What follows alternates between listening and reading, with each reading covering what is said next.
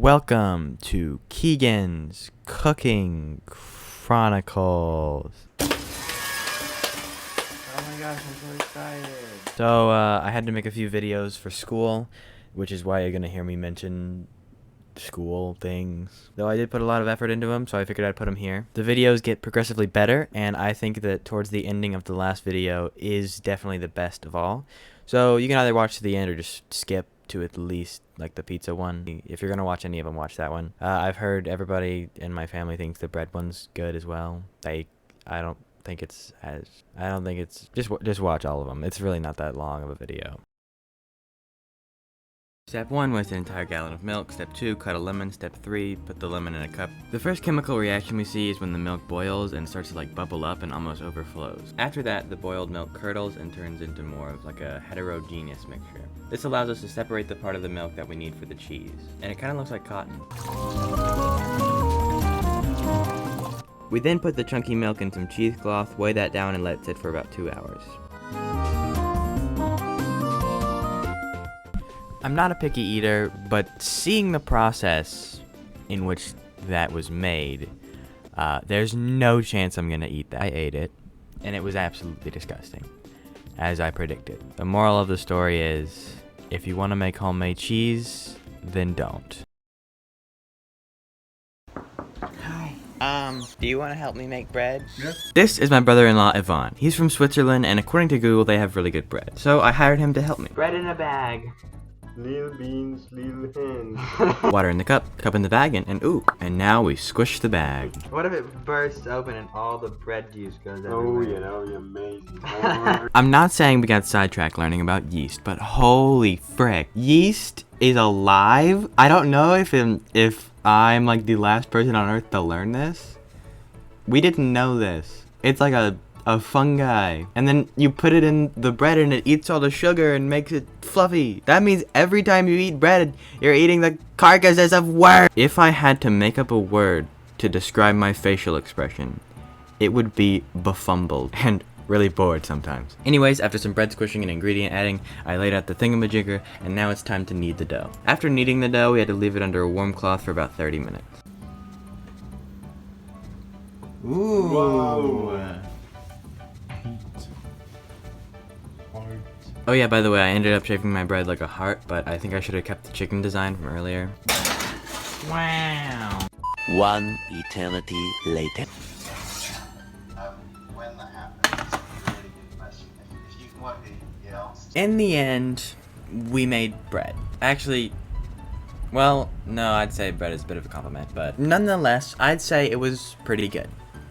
When absolutely smothered in butter. I'm glad I had this experience. Now I know, if I'm ever hungry or bored, yeast is alive, so that's not comforting. Step 1, roll out of bed. Today we're gonna be making cauliflower pizza. How do you make that, I hear you asking? How do you... Oh, he doesn't know. Step 2, get the recipe from the printer.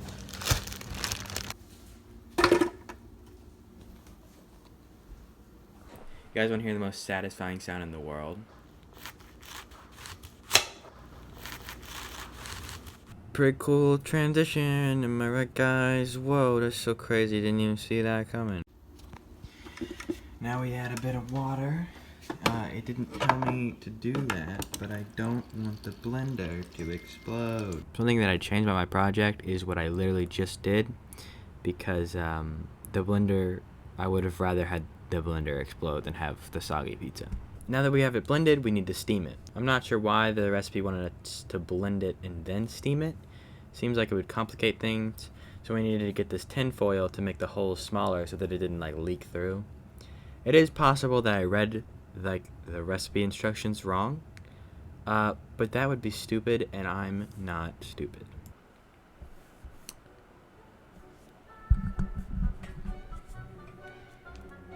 Coming up next on I'm Not Stupid. I don't know how to open a can.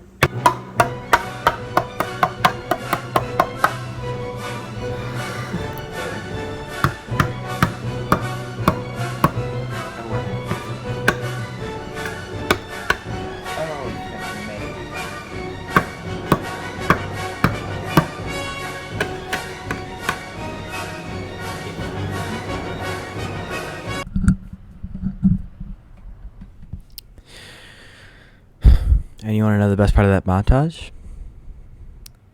Our can opener wasn't broken.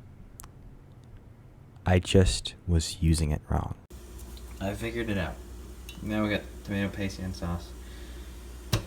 Now we gotta add seasoning. Now we take that, we add seasoning, and some more seasoning. So it's come to my attention that you might be asking me what kind of seasoning. Your guess is as good as mine. That is me in the video. But with my poor planning skills and that camera angle, I don't know. I don't know what I'm putting in the pizza. It didn't taste poisonous. Apparently I wasn't done, and I added even more seasoning. Some of which not only was eyeballed, but not even on the recipe. Now we mix all the poison together. Then we get the cauliflower out of the steamer, and it was very wet. We had to let it dry out for quite a while. By the way, guys, don't click off, but science. What was I supposed to... Physical and chemical reactions. From what I remember, there's not really any chemical reactions. There is a chemical change, though. When I use the steam to steam the cauliflower, that's a chemical change because the water goes from water to not water. No chemical reactions, but there is a chemical or a physical reaction when I blend the cauliflower. There's no molecules that are being changed, but they are being, blended. That's all for now on Science. Yay. As you can see by my hand blocking everything you need to see, the cauliflower is still just really wet and all the paper towels are absorbing water from it. Eggs, cauliflower, seasoning, more seasoning, salt / sugar, I don't remember. Now I know that one. Cheese. It's actually supposed to be mozzarella and something else. I'm sorry. Mozzarella and Parmesan, but that's illegal, and we can only use cheddar. Oh, my fan's been on. I'm too lazy to redo this. Mix, mix, mix, mix, mix, mix, mix. Yay. I don't know. Especially I love editing and love school and love food and love everything. I'm kind of bored of this now. I'm gonna do speedrun. Lay this stuff on the thing. Flatten into pizza shape. Boop. Flatten more into pizza shape. Put in the oven for 20 minutes. Take out of oven. Put way too much sauce on pizza. For the love of all things good, next time, please do not put that much sauce on the pizza. Jeez. Bake for an additional 10 minutes and voila. Yay. So it's a pizza. Time for the taste test. Yeah. It's certainly edible. I wouldn't say worth it. The other two had a moral, so I need to do that. My goal in this was to be sort of challenge myself, sort of to be unique. Go the extra mile, Make it out of cauliflower. Be an interesting challenge. I've had cauliflower pizza before. It wasn't bad. So the moral of today's video is don't do that. If you ever want to be unique or go the extra mile, no, make an omelet like Brady did. Shot. Okay, bye, love you.